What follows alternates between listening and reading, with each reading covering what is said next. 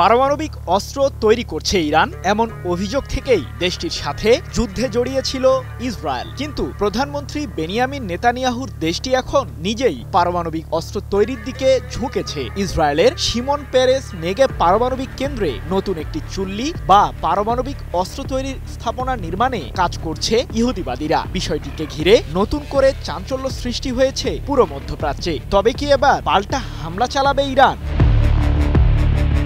মার্কিন সম্প্রচার মাধ্যম এপি নিউজ কয়েকজন বিশ্লেষকের বরাতে সম্প্রতি জানিয়েছে, ইসরায়েলের ডিমোনা শহরে অবস্থিত ওই পারমাণবিক কেন্দ্রটিতে নতুন করে চুল্লি স্থাপন করছে দেশটি। স্যাটেলাইট চিত্র বিশ্লেষণ করেই এমন তথ্য পেয়েছেন সমরবিদরা। স্থাপনাটির আশপাশে কোনো বেসামরিক বিদ্যুৎ কেন্দ্র নেই বলেও জানিয়েছেন তারা। তবে নতুন এই স্থাপনাটিতে সত্যি কি বোমা তৈরি হচ্ছে নাকি ভিন্ন কাজ চলছে সে বিষয়ে একমত হতে পারেননি বিশ্লেষকরা।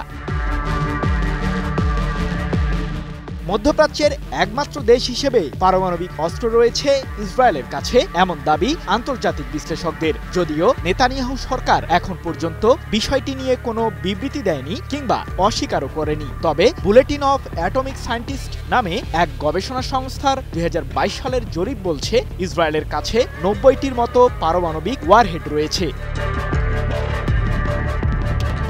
১৯৫০ সালের কোনো এক সময় ইসরায়েলের ডিমোনা শহরের একটি মরুভূমিতে পারমাণবিক স্থাপনা নির্মাণ শুরু করে ইহুদিবাদীরা, এমন ধারণা বিশ্লেষকদের। কিন্তু জাতিসংঘের পরমাণু সংস্থা IAEA এর সাথে ইসরায়েলের পরমাণু অস্ত্র নিয়ন্ত্রণ চুক্তি বা এনপিটি চুক্তি না থাকায় এখন পর্যন্ত আন্তর্জাতিক কোনো সংস্থা স্বাধীনভাবে বিষয়টি সরাসরি পর্যালোচনা করতে পারেনি। ওদের স্বপ্ন পূরণে পাশে থাকতে পেরে আমরা গর্বিত।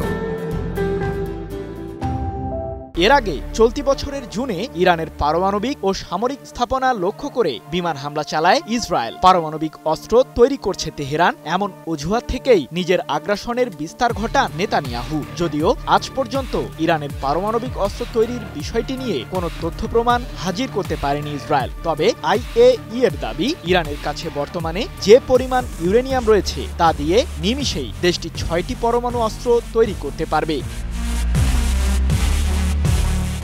এদিকে ইরানকে ঘিরে ইহুদিবাদী সরকার নতুন করে কোনো ষড়যন্ত্র করলে তার জবাব পূর্বের চেয়েও ভয়াবহ হবে বলে সম্প্রতি সতর্ক করেছেন ইরানের পররাষ্ট্রমন্ত্রী আব্বাস আরাকচি। এ নিয়ে ইরানের সামরিক বাহিনীগুলো চূড়ান্ত প্রস্তুতি নিয়েছে বলে জানা গেছে।